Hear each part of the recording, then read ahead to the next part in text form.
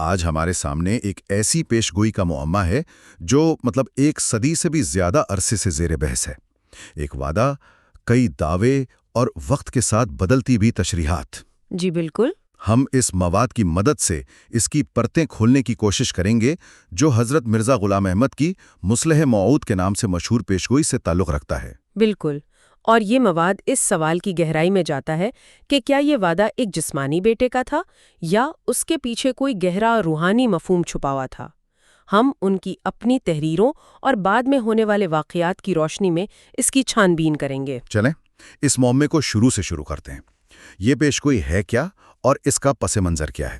یہ 20 فروری 1886 کا ایک الہام ہے جو ایک بڑے اشتہار کی صورت میں شائع کیا گیا تھا۔ اچھا۔ اس کا آغاز ان الفاظ سے ہوتا ہے: تجھے رحمت کا نشان دیا جاتا ہے۔ بظاہر تو یہ ایک بیٹے کی خوشخبری لگتی ہے، لیکن جب ہم اس کے الفاظ پر غور کرتے ہیں تو یہیں سے معاملہ دلچسپ ہونا شروع ہو جاتا ہے۔ دلچسپ کیسے؟ اس ایک ہی پیشگوئی میں دو الگ الگ ہستیوں کی خبر دی گئی ہے۔ ایک منٹ، یہ بات تھوڑی پیچیدہ ہے۔ عام طور پر تو ایک پیشگوئی ایک ہی وجود کے بارے میں ہوتی ہے نا؟ جی، عموماً ایسا ہی ہوتا ہے۔ تو کیا یہ مواد بتاتا ہے کہ شروع سے ہی یہ واضح تھا کہ یہ دو الگ الگ شخصیتیں ہیں، یا یہ تشریح بعد میں واقعات کے نتیجے میں سامنے آئی؟ یہ بہت اہم سوال ہے۔ دیکھیں، مواد کے مطابق یہ اشارے شروع سے ہی متن میں موجود تھے، لیکن ان کی پوری وضاحت وقت کے ساتھ ہی ہوئی۔ اچھا، وہ اشارے کیا تھے؟ پیشگوئی میں ایک کو ایک وجیحہ اور پاک لڑکا کہا گیا ہے، اور اس کے ساتھ یہ شرط بہت واضح طور پر لگی ہے کہ وہ لڑکا تیری ہی تخم سے، تیری ہی ذریت اور نسل ہوگا۔ یعنی یہ تو صاف ہو گیا کہ یہ ان کا صلبی بیٹا ہوگا۔ بالکل، یہ تو سیدھی سی بات ہے۔ تو پھر دوسری ہستی کون سی ہے؟ دوسری ہستی کا ذکر ایک ذکی غلام کے الفاظ سے کیا گیا ہے، لیکن حیرت انگیز طور پر اس کے ساتھ تخم یا نسل ہونے کی کوئی شرط نہیں لگائی گئی۔ پیشگوئی کا متن ان دونوں کے درمیان یہ واضح فرق قائم کرتا ہے، اور یہی فرق اس پورے تجزیے کی بنیاد بن جاتا ہے۔ تو یہ غلام کا لفظ یہاں بہت اہم ہو گیا۔ عام اردو میں تو ہم اسے جی خادم یا نوکر کے معنی میں لیتے ہیں۔ بالکل۔ تو کیا یہاں بھی یہی مراد ہے؟ نہیں، اور یہ نقطہ سمجھنا بہت ضروری ہے۔ عربی زبان اور خاص طور پر قرآن کریم کی اصطلاح میں غلام کا مطلب ہے نوجوان لڑکا۔ نوجوان لڑکا؟ جی، یعنی وہ جس کی ابھی جوانی شروع ہو رہی ہو۔ یہ مواد اس کی قرآنی مثالیں دیتا ہے۔ مثلا جب حضرت ابراہیم اور حضرت مریم کو بیٹے کی بشارت دی گئی تو غلام کا لفظ استعمال ہوا، اور وہاں مراد ایک حقیقی جسمانی بیٹا تھا۔ اچھا، تو یہ ایک معنی ہو گیا۔ جی، لیکن قرآن میں ہی اس کی دوسری مثالیں بھی ہیں۔ سورۃ الکہف میں حضرت خضر جس لڑکے کو قتل کرتے ہیں اسے بھی غلام کہا گیا ہے۔ ہاں، وہ واقعہ۔ اسی طرح سورۃ الطور میں جنت کی خدمت کرنے والوں کے لیے بھی یہی لفظ استعمال ہوا ہے۔ ان دونوں جگہوں پر یہ غیر جسمانی یا روحانی وجود کے معنی میں ہے۔ مطلب اس ایک لفظ میں ہی یہ دونوں سمبھاونائیں موجود تھیں؟ بالکل، کہ یہ کوئی جسمانی لڑکا بھی ہو سکتا ہے اور کوئی روحانی وجود بھی۔ بہت خوب۔ تو ہمارے پاس ایک پیشگوئی ہے جس میں دو کردار ہیں، ایک یقینی طور پر جسمانی بیٹا اور دوسرا ایک ذکی غلام جو جسمانی بھی ہو سکتا ہے اور روحانی بھی۔ اب کہانی آگے کیسے بڑھتی ہے؟ اس وجیحہ اور پاک لڑکے کا کیا ہوا؟ پیشگوئی کے تقریباً 1.5 سال بعد اگست 1887 میں حضرت مرزا غلام احمد کے ہاں ایک بیٹے کی پیدائش ہوئی۔ ٹھیک ہے۔ ان کا نام بشیر اول رکھا گیا۔ انہوں نے اپنی تحریروں میں بڑے واضح طور پر لکھا کہ ان کے خیال میں یہ وہی مولود مسعود ہے جس کا وعدہ کیا گیا تھا۔ تو انہوں نے اسے پیشگوئی کا مصداق قرار دے دیا، لیکن کیا یہ حتمی تھا؟ یعنی کیا انہوں نے کہا کہ خدا نے مجھے بتایا ہے کہ یہی وہ لڑکا ہے؟ نہیں، اور یہیں پر وہ نقطہ آتا ہے جسے یہ مواد پوری بحث کا مرکزی ستون قرار دیتا ہے۔ یہ ان کا اپنا اجتہاد تھا۔ اجتہاد یعنی کہتے ہیں کہ نبی سے بھی اجتہاد میں غلطی ہو سکتی ہے، کیونکہ یہ انسانی کوشش ہے، لیکن خدا کے کلام یعنی الہام میں غلطی نہیں ہو سکتی۔ یعنی وہ خود اس بات کا امکان چھوڑ رہے تھے کہ ان کی اپنی سمجھ میں غلطی ہو سکتی ہے۔ بالکل، اور یہی نقطہ بعد میں بہت اہم ثابت ہوا۔ انہوں نے اسے اپنی بہترین انسانی سمجھ کے مطابق پیشگوئی کی تکمیل سمجھا، لیکن اسے وحی کا درجہ نہیں دیا۔ یہ ایک بہت باریک لیکن فیصلہ کن فرق ہے نا؟ اور پھر واقعات نے ایک نیا موڑ لیا۔ وہ بچہ زیادہ عرصہ زندہ نہیں رہا۔ جی، بشیر اول صرف 15 ماہ کے عمر میں نومبر 1888 میں وفات پا گئے۔ اس پر مخالفین نے بہت شور مچایا کہ پیشگوئی پوری نہیں ہوئی۔ ظاہر ہے۔ اس موقع پر حضرت مرزا غلام احمد نے وضاحت پیش کی اور پہلی بار اس پیشگوئی کی دوہری حیثیت کو کھول کر بیان کیا۔ اچھا، تو اب وہ دوسری ہستی ذکی غلام منظر عام پر آتی ہے۔ کوئی میں دو وجودوں کی خبر تھی، ایک وہ جو ان کی نسل سے ہوگا اور مہمان کی طرح آئے گا اور جلد چلا جائے گا۔ مہمان کی طرح؟ جی، بشیر اول کی پیدائش اور پھر وفات سے پیشگوئی کا یہ حصہ پورا ہو گیا۔ یہ لڑکا تمہارا مہمان آتا ہے، لیکن دوسرا حصہ یعنی ذکی غلام کا ظہور ابھی باقی تھا۔ تو بشیر اول کی وفات نے پیشگوئی کا ایک حصہ تو پورا کر دیا، لیکن بڑا سوال یعنی ذکی غلام کون ہے وہیں کا وہیں رہا؟ بالکل۔ کیا اس کے بعد جماعت میں یہ امید پیدا ہوئی کہ اگلا بیٹا ہی وہ موعود ہوگا؟ امید تو یقیناً پیدا ہوئی ہوگی، لیکن یہاں ایک اور دلچسپ موڑ آیا۔ بشیر اول کی وفات کے بعد حضرت مرزا غلام احمد کے ہاں ایک اور بیٹے مرزا مبارک احمد کی پیدائش ہوئی۔ اچھا۔ لیکن انہوں نے اسے مسئلے موعود کی پیشگوئی کا مصداق قرار نہیں دیا۔ یہ تو حیرت کی بات ہے، کیوں نہیں؟ لیکن انہوں نے اسے ایک بالکل دوسری پیشگوئی کا مصداق قرار دیا جس میں 3 کو 4 کرنے کا ذکر تھا۔ یہ 1887 کا ایک الہام تھا کہ 3 لڑکوں کے بعد ایک چوتھا لڑکا ہوگا جو اس جوڑے کو مکمل کرے گا۔ لیکن یہ 3 کو 4 کرنے والی بات، کیا یہ صرف عادات کا ایک دلچسپ اتفاق تھا یا اس الہام کی کوئی گہری معنویت بھی تھی جس کی وجہ سے وہ اسے اتنی اہمیت دے رہے تھے؟ اس کی تفصیلات وہ اپنی کتاب تریاق القلوب میں دیتی ہیں، جو اس وقت کے تناظر میں بہت اہم تھیں۔ انہوں نے لکھا کہ یہ بچہ اسلامی مہینے صفر کی 4 تاریخ کو پیدا ہوا، دن جمعرات تھا جو ہفتے کا چوتھا دن ہے۔ اچھا، ہر طرف 4 کا ہنسا۔ جی، اور پیدائش کا وقت دوپہر کے بعد چوتھا گھنٹہ تھا، یعنی ہر طرف 4 کا ہنسا غالب تھا۔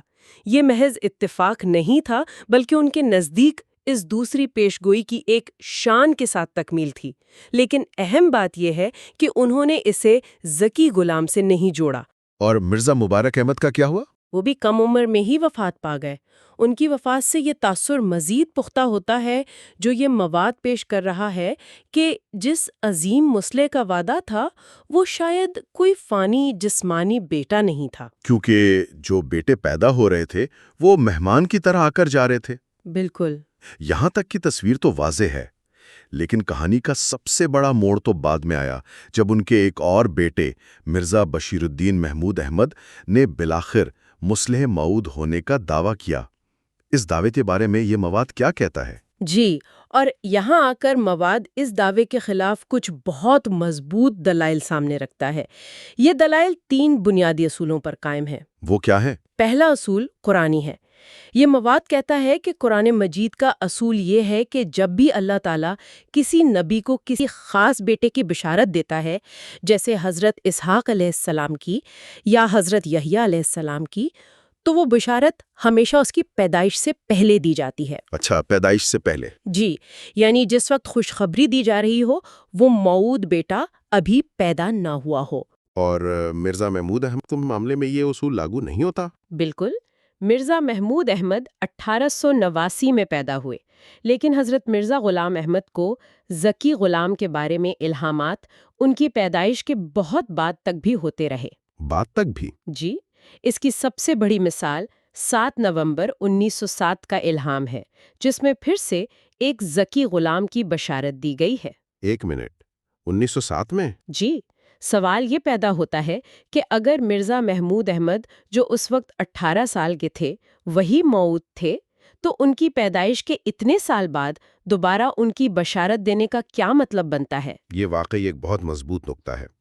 اگر وہ پہلے سے موجود تھے تو ان کی بشارت یا خوشخبری دینے کا کوئی معنی نہیں۔ ٹھیک ہے، دوسرا اصول کیا ہے؟ دوسرا اصول بانی جماعت کی اپنی سنت یا عمل ہے۔ حضرت مرزا غلام احمد نے اپنی پوری زندگی میں، جو 1908 تک جاری رہی، ایک بار بھی اشارتاً یا صراحتاً یہ نہیں کہا کہ ان کا بیٹا مرزا محمود احمد ہی وہ مصلح موعود ہے۔ کبھی بھی نہیں؟ کبھی بھی نہیں۔ انہوں نے اپنے اجتہاد سے بشیر اول کی طرف اشارہ کیا، مرزا مبارک احمد کو دوسری پیشگوئی کا مصداق بتایا، لیکن مرزا محمود احمد کے بارے میں مکمل خاموشی اختیار کی۔ لیکن ایک عام سننے والے کے لیے یہ بات سمجھنا مشکل ہو سکتا ہے۔ ایک شخص پہلے اپنے ایک بیٹے کو مصداق سمجھتا ہے، پھر وہ وفات پا جاتا ہے، پھر دوسرے بیٹے کے بارے میں ایک الگ پیشگوئی کی بات ہوتی ہے۔ کیا اس سے اصل پیشگوئی کی ساکھ پر سوال نہیں اٹھتا؟ یہ مواد اس کا جواب اسی اجتہاد اور الہام کے فرق میں دیتا ہے۔ اچھا۔ اس کے مطابق پیشگوئی کی ساخ پر سوال تب اٹھتا اگر وہ کہتے کہ خدا نے مجھے بتایا ہے کہ بشیر اول ہی مصلح موعود ہے، اور پھر وہ وفات پا جاتا۔ لیکن چونکہ انہوں نے اسے اپنا انسانی فہم قرار دیا، اس لیے ان کی وفات نے پیشگوئی کو غلط ثابت نہیں کیا، بلکہ ان کے انسانی فہم کو درست کیا۔ کیسے؟ اس نے ثابت کیا کہ وہ مہمان والا حصہ تھا اور اصل موعود کوئی اور ہے۔ ٹھیک ہے، یہ وضاحت اہم ہے۔ اب تیسرے نقطے کی طرف آتے ہیں۔ تیسرا نقطہ تاریخی ہے۔ حضرت مرزا غلام احمد کی وفات 1908 میں ہوئی۔ اس کے بعد تقریباً 9 سال کا طویل عرصہ گزر گیا، اور 1917 تک نہ تو مرزا محمود احمد نے خود کبھی دعویٰ کیا اور نہ ہی جماعت میں کسی اور کو یہ الہام ہوا۔ 9 سال تک؟ جی، کہ ان کے 3 زندہ بیٹوں میں سے کوئی مصلح موعود ہے۔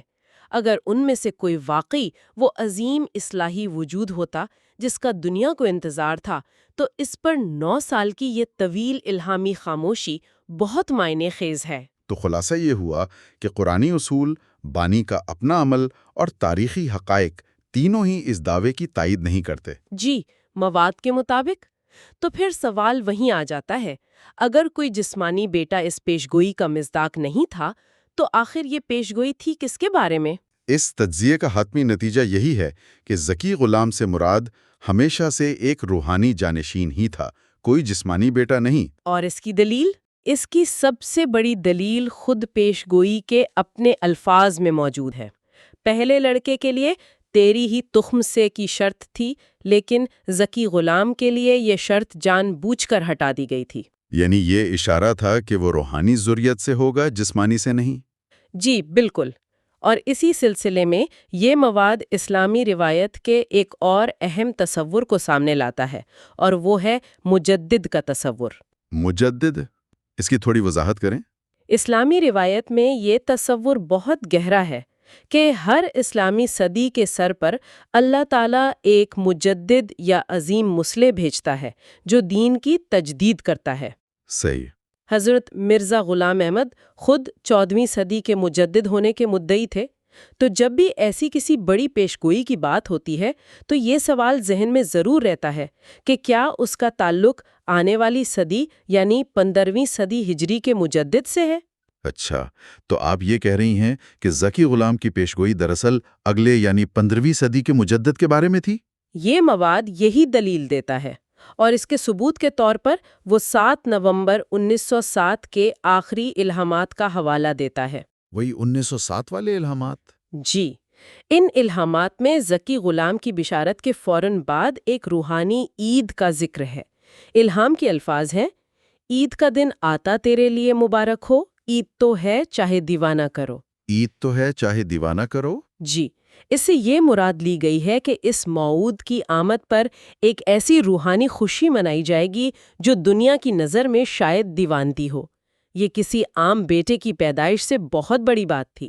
تو اس تشریح کے مطابق یہ پیشگوئی ایک ایسے روحانی بیٹے کے بارے میں تھی جو جماعت کے اندر سے ہی پیدا ہوگا اور اگلی صدی کا مجدد بنے گا۔ بالکل۔ کیا یہ مواد اس روحانی جانشین کی کوئی شناخت بھی کرتا ہے؟ جی، اس تجزیے کا اختتام اسی شناخت پر ہوتا ہے۔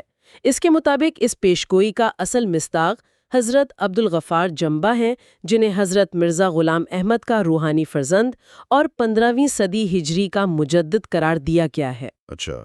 کیونکہ عظیم مصلح صدی کے سر پہ ہی ظاہر ہوتے ہیں، اور یہ روحانی بیٹا ان کی جسمانی اولاد سے نہیں بلکہ روحانی ذریت سے ہونا تھا۔ تو آج ہم نے اس معمے کی کئی پرتیں کھولیں۔ 1886 کی ایک پیشگوئی جس میں بظاہر ایک بیٹے کا وعدہ تھا، اس کے اندر دراصل 2 وجودوں کی خبر تھی۔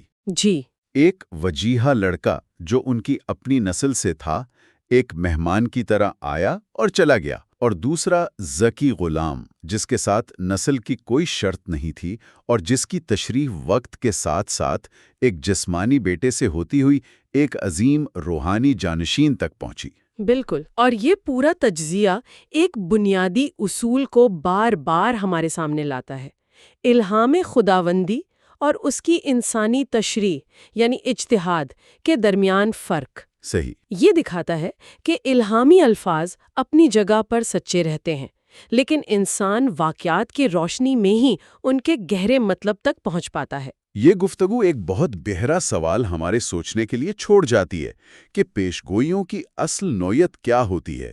کیا وہ کسی اخبار کی سرخی کی طرح طے شدہ واقعات کی خبر ہوتی ہیں، یا وہ ایسے روحانی بیج ہوتے ہیں جن کے معنی وقت اور تجربے کی زمین میں آہستہ آہستہ کھلتے ہیں اور ایک تناور درخت بنتے ہیں؟